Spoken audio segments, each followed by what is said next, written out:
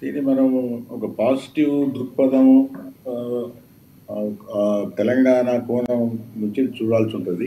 ఒకటేంటంటే ఏ ప్రభుత్వం గానీ, ఏ ముఖ్యమంత్రి గానీ ఆర్థిక వ్యవస్థను బలోపేతం చేస్తే తప్ప ఆర్థికాభివృద్ధి జరుగుతుంది తప్ప ప్రజలకు ఉద్యోగిత గానీ, లేకపోతే ఉత్పత్తి గానీ, అభివృద్ధి గానీ జరగదు కాబట్టి ఆయన ముఖ్యమంత్రి అయిన తర్వాత మొదటి సంవత్సరం లోపలనే ఇటువంటి ఒక మంచి నిర్ణయం తీసుకొని, ఒక కార్యక్రమం తీసుకొని అటు అమెరికా, తర్వాత సౌత్ కొరియా 2 దేశాలు కూడా పోయి రావడం జరిగింది. ఆ పర్యటన సందర్భంలో అనేక హైటెక్ కంపెనీస్తోని ఈ కంపెనీస్ అన్నీ కూడా ఆల్రెడీ ఇండియాలో పనిచేస్తున్నాయి. హైదరాబాద్‌లో కూడా ఉన్నాయి గానీ, వీటి స్థాయి విస్తృతం చేయడం, ఎక్కువ పెద్ద ఎత్తున ఫుల్ ఫ్లెడ్జ్డ్ అంటే ఇంకా చాలా రేట్లు ఎక్కువగా పెట్టడానికి ఆయన ప్రయత్నం చేసిండు. దాంట్లో కూడా కొంత విజయం కూడా సాధించాడు. అట్లాగే ఇప్పుడు నాట్ ఓన్లీ ఐటీ, తర్వాత ఆర్టిఫిషియల్ ఇంటెలిజెన్స్, ఇవే కాకుండా ఫార్మా, తర్వాత బయోటెక్నాలజీ, ఇవన్నిటి మీద కూడా కొంత దృష్టి పెట్టాడు. తర్వాత టెక్స్టైల్ ఇండస్ట్రీ కూడా ఒకవేళ వరంగల్‌కు సౌత్ కొరియా కంపెనీ వస్తే మాత్రం that is a good development, అంటే ఒక మంచి పరిణామంగా మనం చూడొచ్చు. అయితే ఒకటేంటంటే ఇందులో 2 విషయాలు ఉన్నాయి. ఆర్థికాభివృద్ధి అనేది నిరంతర ప్రక్రియ. అది ఒక ముఖ్యమంత్రితోనో, ఒక ప్రభుత్వంతోనో వచ్చేది కాదు. గత ప్రభుత్వాలు వరుసగా చేస్తున్న ఏదైతే ఈ కార్యక్రమాలు గానీ, అభివృద్ధి గానీ, రేవంత్ రెడ్డి గారు వచ్చిన తర్వాత ఆయన ముఖ్యమంత్రిగా దీన్ని ఇంకా చాలా తొందరగా ముందుకు తీసుకుపోయే ప్రయత్నం చేసింది కాబట్టి ఆ చర్యను మనం స్వాగతించాలి, కరెక్ట్ అని చెప్పాలి. అయితే ఒక విషయం ఏంటంటే ఇవన్నీ కూడా అంటే నేను విమర్శించడం లేదు.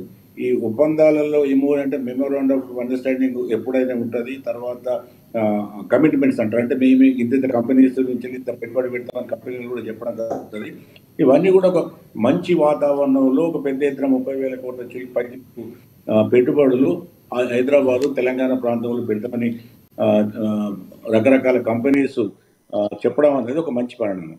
అయితే ఒక విషయం ఏంటంటే ఈ ఎంఓయూలు కానీ లేదా ఈ ప్లెడ్జెస్ అంటారు, అంటే నేను ఇస్తా పెడతా అని చెప్పే మాటలు ఏవైతుంటే దాన్ని ప్రభుత్వం మళ్ళీ ఫాలో అప్ యాక్షన్ అంటారు. అంటే తప్పకుండా ఇవేవైతే ఇవాళ ఆయన పోయి టూర్లో జరిగిన అగ్రిమెంట్స్ ఉన్నాయో అగ్రిమెంట్స్ను దాన్ని కార్యాచరణ రూపకంగా మొత్తం వాళ్ళు ఇక్కడ కంపెనీస్ పెట్టడానికి ఇంకా ఫాలో అప్ యాక్షన్ అంటే నిరంతరంగా రాష్ట్ర ప్రభుత్వం వాళ్ళతో సంప్రదింపులు జరపాలి. వాళ్ళకు అవసరమైన ఏ విషయాలు ఉంటాయి అవన్నీ కూడా ల్యాండ్ నుంచి మొదలైతే ఎలక్ట్రిసిటీ, ట్యాక్స్ రిలీఫ్స్, తర్వాత వాళ్ళకైతే ఏదైతే కంపెనీస్ అడుగుతుంటాయో అవన్నీ అన్నిటి కూడా ఒక సెల్ ఓపెన్ చేసి నిరంతరంగా ఒక డెడికేటెడ్ కొంత స్టాఫ్ను, టెక్నోక్రాట్స్ను, బ్యూరోక్రాట్స్ పెట్టి అది కూడా సీఎం గారు ఆధ్వర్యంలో పెట్టుకొని ఎప్పటికప్పుడు వాళ్ళ కూడా మళ్ళీ వాళ్ళ ఏమైనా క్వరీస్ అంటే అనుమానాలు ఉన్నా లేకపోతే కొన్ని సమస్యలు ఉన్నా కూడా అన్నీ కూడా ఎప్పుడెప్పుడు పరిష్కరిస్తూ ఇది ఏదైతే ఇప్పుడు జరుగుతున్నది ఏదో ఈ 30,000 కోట్ల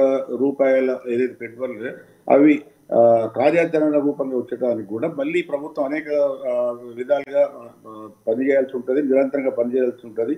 మాటువంటి వాళ్ళ మేము ఒక తెలంగాణ బాగుపడాలని కోరుకునే ఒక వాళ్ళంగా మేము కోరుకునేది ఏంటంటే ఇవన్నీ కూడా కార్యాచరణలోకి రావాలి. తెలంగాణకు ముఖ్యంగా హైదరాబాద్కు పెద్ద ఎత్తున పెట్టుబడులు రావాలి. అంతకుముందు ప్రభుత్వాలు కూడా పట్టుకొచ్చినాయి. ఇక్కడ రాజకీయాలకు నాకు సంబంధం లేదు. ఇప్పుడు కాంగ్రెస్, బీఆర్ఎస్, బీజేపీ పంచాయతీలు కాదు కానీ పేద ప్రభుత్వాలు కూడా చేసినాయి. అంతకుముందు కాంగ్రెస్ ప్రభుత్వం చేసింది, మధ్యన వచ్చిన తెలుగుదేశం ప్రభుత్వం చేసింది, తర్వాత వచ్చిన టీఆర్ఎస్ ప్రభుత్వం చేసింది, ఇప్పుడు మళ్ళీ కాంగ్రెస్ ప్రభుత్వం కూడా చేస్తున్నది. కాబట్టి ఈ విమర్శల జోలికి పోకుంటే మనం ఏ ప్రభుత్వం అయినా కూడా దాదాపుగా విదేశీ పెట్టుబడులు పట్టుకురావడం కానీ, హైదరాబాద్ను డెవలప్ చేయడం కానీ రకరకాల ప్రయత్నాలు చేసి లెవెల్ స్థాయిలో వాళ్ళు చేశారు. కొంత మేరకు వాళ్ళు విజయవంతం సాధించారు. ఇప్పుడు నేను కోరుకునేది ఏంటంటే రేవంత్ రెడ్డి గారు ఇంకొక అడుగు ముందు వేసి ఇంకెక్కువ సాధించి ఇంకెక్కువ ఉద్యోగ కల్పన, పెట్టుబడుల ఇక్కడికి తీసుకురావడం, ఉత్పత్తి పెంచడం, ఈ రకరకాల ఆర్థిక కార్యకలాపాలను పెంచే విషయాలు ఏవైతున్నాయో అవి ఎంత ఎక్కువగా ముందుకు తీసుకుపోతే ఇటు తెలంగాణ ప్రజలు లాభపడతారు, నిరుద్యోగులు లాభపడతారు, విద్యార్థులు లాభపడతారు.